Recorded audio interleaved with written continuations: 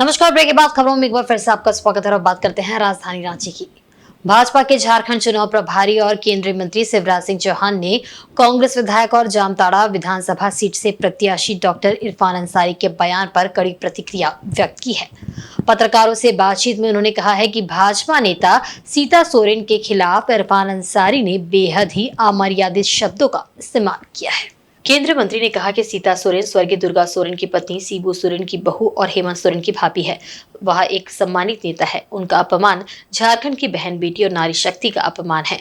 उन्होंने कहा कि डॉक्टर इरफान अंसारी द्वारा दिए गए इस आपत्तिजनक बयान पर कार्रवाई करते हुए मुख्यमंत्री हेमंत सोरेन को तत्काल उन्हें अपने कैबिनेट से बाहर कर देना चाहिए। इरफान अंसारी ने जिन अमर्यादित शब्दों का इस्तेमाल श्रीमती सीता सोरेन जी के लिए किया है, उनको रिजेक्टेड माल बोला है। शर्म नहीं आती इरफान अंसारी को? श्रीमती सीता सोरेन जी स्वर्गीय दुर्गा सोरेन जी की धर्मपत्नी, शिबू सोरेन जी की बहू और हेमंत सोरेन जी की भाभी है। वो सम्मानित नेता हैं। उनके बारे में इस तरह के शब्दों का इस्तेमाल, ये केवल उनका अपमान नहीं है, झारखंड की बहनों का, बेटियों का अपमान है, भारत की नारी शक्ति का अपमान है। और जरा भी अगर शर्म है हेमंत सोरेन जी में, तो उनको इरफान अंसारी को मंत्रिमंडल से निकाल के बाहर फेंकना चाहिए। वहीं राज्य की अपर मुख्य निर्वाचन पदाधिकारी डॉक्टर नेहा अरोड़ा ने बताया कि झारखंड में पहले चरण के चुनाव के लिए अब तक कुल 805 प्रत्याशियों ने नामांकन का पर्चा दाखिल किया है। रांची में एक संवाददाता सम्मेलन आयोजित कर अपर मुख्य निर्वाचन पदाधिकारी ने इस संबंध में जानकारी दी। उन्होंने बताया कि जमशेदपुर ईस्ट और जमशेदपुर वेस्ट विधानसभा सीट के लिए सबसे ज्यादा 32 उम्मीदवारों ने नामांकन का पर्चा दाखिल किया है, जबकि खूंटी और सिमरिया विधानसभा सीट के लिए सबसे कम 11 उम्मीदवारों ने नामांकन पर्चा भरा है। उन्होंने बताया कि अब तक 57 करोड़ 66 लाख रुपए का सीज किया जा चुका है। अपर मुख्य निर्वाचन पदाधिकारी ने बताया कि 85+ उम्र और 40% से ज्यादा दिव्यांग ऑब्सेंटिव वोटर के लिए फॉर्म 12D बांट दिया गया है। ऐसे मतदाताओं की संख्या 4495 है। आदर्श आचार संहिता के उल्लंघन के मामले में आयोग ने राजनीतिक दलों और उनके उम्मीदवारों को एडवाइजरी दी है। उन्होंने बताया कि महिलाओं के सम्मान और प्रतिष्ठा के प्रतिकूल दिए गए बयान और मतदाताओं को गुमराह करने वाले या फिर निजी जीवन से जुड़ी बातों को आदर्श आचार संहिता के उल्लंघन के दायरे में रखा गया है। विभिन्न दलों और उनके प्रतिनिधियों को इसका ख्याल रखना होगा। था तो total number of nominated candidates की संख्या 805 है। सबसे ज्यादा number of nominated candidates Jamshedpur east में 32 और जमशेदपुर वेस्ट में 32। सबसे कम नॉमिनेटेड कैंडिडेट की संख्या सिमरिया में 11 और खूंटी में 11। सीजर की फिगर्स हैं। सीजर अभी तक टोटल एजेंसी का सीजर है 57 करोड़ 66 लाख, जिसमें सबसे ज्यादा स्टेट पुलिस डिपार्टमेंट का सीजर है 47 करोड़ 3 लाख। पोस्टल बैलेट में एब्सेंटी वोटर का कैटेगरी होता है, जिसमें 85+ जो भी वोटर्स हैं या जिनका दिव्यांगता प्रतिशत 40% से ज्यादा है, तो उन्हें होम वोटिंग के लिए ऑप्शन दिया जाता है। फॉर्म 12D उन्हें दिया जाता है, जिसमें अगर होम वोटिंग के लिए इंटरेस्टेड है तो फॉर्म 12D भर के वो BLO को जमा करते हैं। तो अभी तक राज्य में कुल एब्सेंटी वोटर्स 4495 आइडेंटिफाई किए गए हैं, है ना। इनमें फॉर्म 12D डिस्ट्रीब्यूट भी कर दिया गया है और जो पोलिंग टीम्स हैं उनकी ट्रेनिंग करवा के घर पे जाके मतदान सुनिश्चित करवाया जाएगा। पोस्टल बैलेट में हमारे जो एसेंशियल सर्विस में वोटर्स हैं वो भी एब्सेंटी वोटर्स की कैटेगरी में आते हैं। तो एसेंशियल सर्विसेज के लिए अभी तक 6599 फॉर्म्स प्राप्त हो चुके हैं, जिन्हें पोस्टल बैलेट की सुविधा दी जाएगी। इधर पूर्व केंद्रीय राज्य मंत्री विश्वेश्वर टुडू ने शनिवार को जमशेदपुर के पोटका विधानसभा का दौरा किया। उन्होंने भाजपा प्रत्याशी मीरा मुंडा के पक्ष में चुनाव प्रचार किया। इस दौरान वे हेमंत सरकार और पोटका विधायक के खिलाफ जमकर बरसे। बातचीत के क्रम में पूर्व केंद्रीय राज्य मंत्री विश्वेश्वर टुडू ने कहा कि पोटका दौरे के क्रम में उन्होंने भाजपा प्रत्याशी मीरा मुंडा को जिताने की अपील लोगों से की है। पोटका विधानसभा क्षेत्र में कई योजना का शिलान्यास हुआ, लेकिन काम अब तक शुरू नहीं हुआ। भारतीय जनता पार्टी की सरकार में ढेरों काम हुए थे। उन्होंने दावा किया कि फिर इस बार झारखंड में भाजपा की सरकार बनेगी।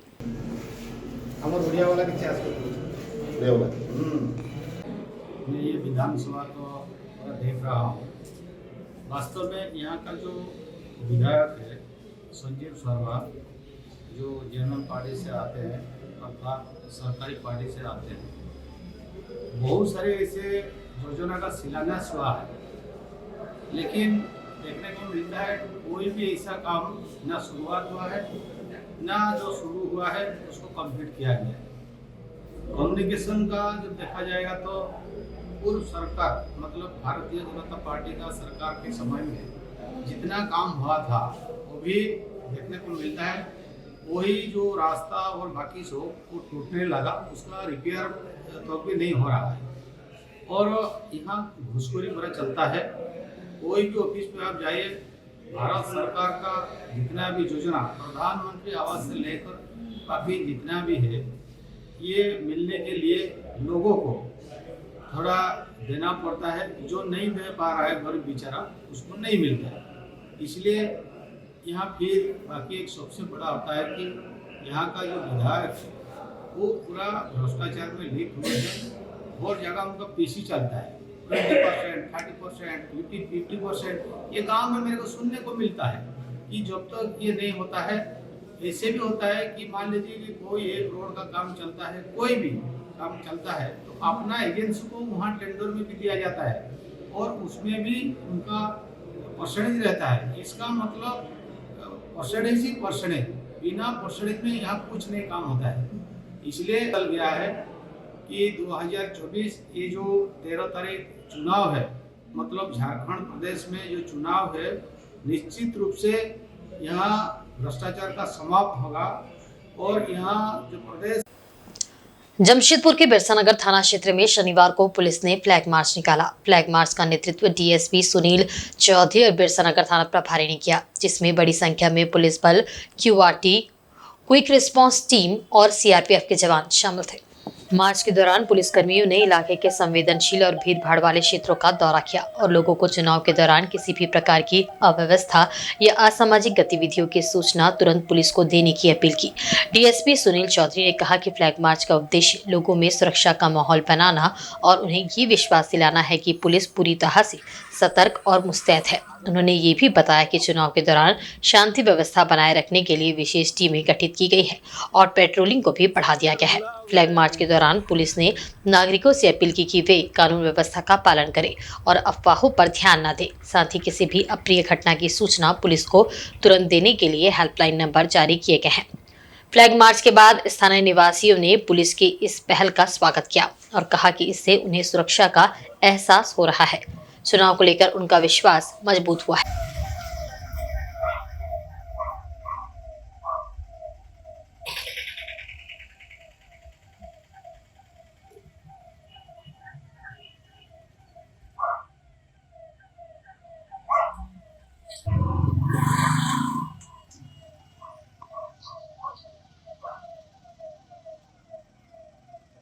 आगामी विधानसभा चुनाव को ध्यान में रखते हुए ये बिरसानगर थाना के द्वारा फ्लैग मार्च किया जा रहा है। उद्देश्य ये है कि आम जनता में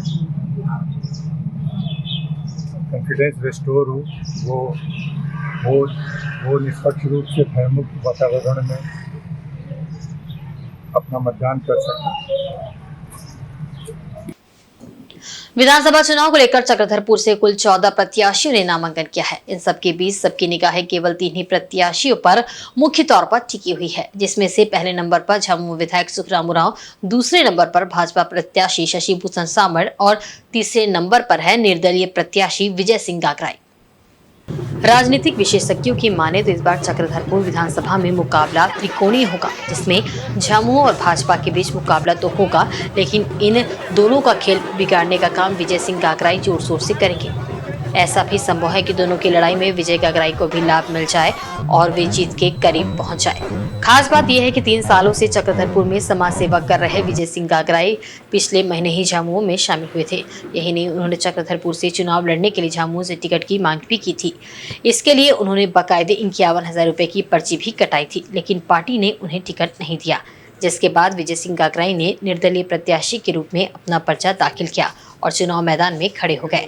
जानकार बताते हैं कि विजय सिंह गागराई के मैदान में उतरने से इसका सबसे ज्यादा नुकसान मौजूदा विधायक सुखराम उरांव को उठाना पड़ेगा, क्योंकि विजय सिंह गागराई सुखराम उरांव का ही ज्यादातर वोट काटेंगे, क्योंकि दोनों ही झामुमो के नेता है और विचारधारा भी एक ही है। वहीं दूसरी तरफ शशि भूषण सामड़ को विजय सिंह गागराई के चुनाव मैदान में रहने से लाभ मिलता हुआ नजर आ रहा है। भाजपा का कहना है कि झामुमो में प्रत्याशी को लेकर आपस में ही सिर पुटव्वल जैसी स्थिति है। झामुमो से जुड़े 2 नहीं बल्कि और भी कई नेता है जो कि निर्दलीय चुनाव लड़ रहे हैं। इसका नुकसान भी झामुमो प्रत्याशी सुखराम को होता हुआ नजर आ रहा है। जानकारी ये भी मिली है कि झामुमो का शीर्ष नेतृत्व इन झामुमो के उन नेताओं पर भी है जो पार्टी प्रत्याशी के खिलाफ चुनाव लड़ रहे हैं। उन पर कार्रवाई की भी तैयारी है।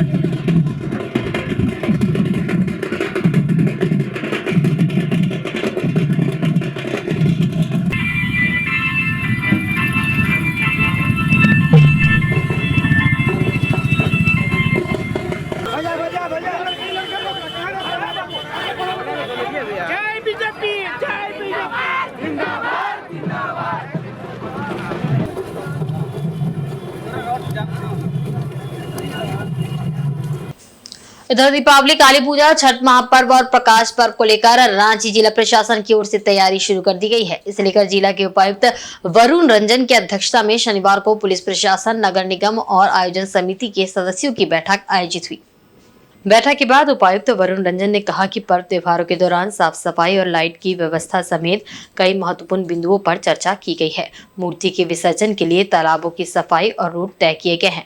निर्देशित किया गया है कि निर्धारित रूट पर ही शोभा यात्रा निकालने के साथ तय समय पर विसर्जन का कार्यक्रम सुनिश्चित करे। इसी तरह छठ महापर्व को देखते हुए सुरक्षा के मद्देनजर 3 कैटेगरी में छठ घाट को वर्गीकृत किया गया है। व्रतधारियों और आगंतुकों को किसी भी तरह की परेशानी ना हो, इसके लिए साफ सफाई और लाइट की व्यवस्था सुनिश्चित की जाएगी। प्रकाश पर्व को देखते हुए ट्रैफिक और साफ सफाई के लिए भी कई निर्देश दिए गए हैं।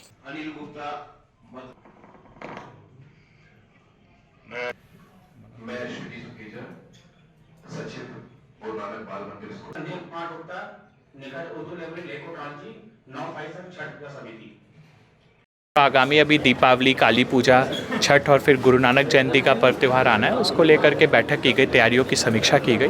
तो इसमें सभी जो आयोजक समिति हैं उन लोगों ने पार्टिसिपेट किया, साथ ही साथ जिला प्रशासन, पुलिस की और नगर निगम की टीम थी।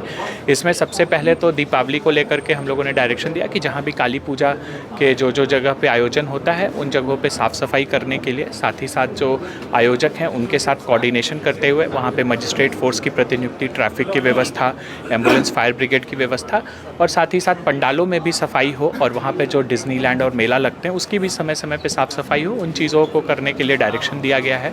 साथ ही काली पूजा का जो विसर्जन होता है उसको लेकर के भी डायरेक्शंस दिया गया है कि विसर्जन रूट्स को सभी थाना प्रभारी देख लें। जो विसर्जन के लिए जो तालाब वगैरह होते हैं उनको चिन्हित करते हुए वहाँ भी साफ़ सफाई कराएं, लाइट्स की व्यवस्था रखें और उनके साथ कोऑर्डिनेशन करते हुए समय पे विसर्जन कराएं, कोई रूट में परिवर्तन वगैरह नहीं हो पूर्व के समय से। साथ ही साथ जो छठ पूजा है उसको लेकर के जो अलग अलग तालाब चिन्हित किए गए हैं उन तालाबों में साफ़ सफाई का काम नगर निगम के द्वारा शुरू कर लिया गया है और फर्स्ट राउंड ऑफ सफाई जो है दीपावली तक कंप्लीट हो जाएगी और सेकेंड राउंड फिर एक दीपावली के बाद शुरू होगी। हम लोगों ने सभी तालाबों को 3 कैटेगरी में डिपेंडिंग अपॉन कि वहाँ पे कितना क्राउड रहता है और वहाँ पे पानी वगैरह को लेके क्या डेंजर है, उसमें कैटेगराइज कर रहे हैं और उसके हिसाब से एनडीआरएफ, एसडीआरएफ, गोताखोर बोट और जो रेस्क्यू मैकेनिज़्म होता है उसको हम लोग इन प्लेस कर रहे हैं। तालाबों में बैरिकेडिंग करने के लिए भी कहा गया है, साफ़ सफाई के लिए कहा गया है, प्रकाश की व्यवस्था करने के लिए कहा गया है। साथ ही साथ नगर निगम से अनुरोध किया गया है कि जितने भी हमारे जो बिजली के जो हैं ख़राब हो चुके लाइट्स, स्ट्रीट लाइट्स वगैरह हैं, उन सभी को भी छठ के पूर्व ठीक करा लें। तो ये सभी चीज़ों के बारे में चेंजिंग रूम वगैरह की व्यवस्था करने के लिए आयोजक कहा गया है और साथ ही अगर कहीं पे कोई गैप होता है तो उसको नगर निगम जिला प्रशासन पूरा करने की कोशिश करेगी। और साथ ही साथ जो गुरु नानक जयंती है उसमें जो प्रोग्राम होना है उसको लेकर के भी डायरेक्शंस दिए गए हैं। उन्होंने अपने जो अलग अलग उनका प्रोग्राम है उसको उन्होंने बताया है कि 14 तारीख और 15 तारीख को किया जाएगा। तो उसमें भी जो फोर्स मजिस्ट्रेट डेपुटेशन है, ट्रैफिक की व्यवस्थाएँ हैं, साफ़ सफाई है। उपायुक्त ने कहा कि क्योंकि राज्य में विधानसभा चुनाव के तहत आदर्श आचार संहिता लागू है, इसलिए आयोजन समिति को आदर्श आचार संहिता का पालन करते हुए पर्व त्योहार मनाने का निर्देश दिया गया है। उन्होंने कहा कि पर्व त्योहार के दौरान आचार संहिता का उल्लंघन नहीं होना चाहिए। बिल्कुल। अभी हम लोगों ने बताया है कि चूँकि चुनाव के बीच में ये हो रहा है तो हम लोगों ने बताया है कि जो आदर्श आचार संहिता अभी लागू है, चूँकि जो है अभी इलेक्शन का नोटिफिकेशन का पीरियड चल रहा है, तो उसमें सभी आयोजकों को बताया गया है कि जो एमसीसी के गाइडलाइंस हैं उसके अनुरूप वो लोग चीज़ों को करें। ठीक है, एमसीसी के गाइडलाइंस का पालन करें। साथ ही साथ जो पॉलिटिकल कलर या बाकी चीज़ें होती हैं उन चीज़ों के संबंध में जो ईसीआई का गाइडलाइंस है उसके बारे में भी उन लोगों को बता दिया गया है और उनको यह भी कहा गया है कि कहीं पे अगर उनको कोई कन्फ्यूज़न होता है तो एडीएम लॉ एंड ऑर्डर या एसडीओ से संपर्क कर लें। और ग्रामीण युवाओं में फुटबॉल खेल में रुचि बढ़ाने को लेकर पूर्वी सिंहभूम जिले के मुसम्मर स्थित पाथरगोड़ा में 2 दिवसीय फुटबॉल प्रतियोगिता का आयोजन किया गया। इसमें आसपास की कई टीमों ने हिस्सा लिया। फुटबॉल देखने के लिए ग्रामीणों की भीड़ उमड़ी। मुसम्मर स्थित पाथरगोड़ा फुटबॉल मैदान में ग्रामीणों द्वारा 2 दिवसीय फुटबॉल प्रतियोगिता का आयोजन किया गया। ग्रामीण युवाओं में फुटबॉल के प्रति बढ़ावा देने के लिए हर वर्ष यहाँ फुटबॉल मैच का आयोजन किया जाता है। इस प्रतियोगिता में आसपास के गांव की युवा टीम भाग लेते हैं। अच्छा प्रदर्शन करने वाली टीम को आयोजकों द्वारा पुरस्कृत भी किया जाता है। प्रतियोगिता की ये खास बात है कि गांव के युवा ही इस प्रतियोगिता का आयोजन करते हैं। कई वर्ष से चल रही ये प्रतियोगिता आज भी गांव में निरंतर आयोजित हो रही है ताकि गांव के स्तर से ही फुटबॉल प्रेमियों के फुटबॉल खेल प्रतिभा को बढ़ावा मिल सके।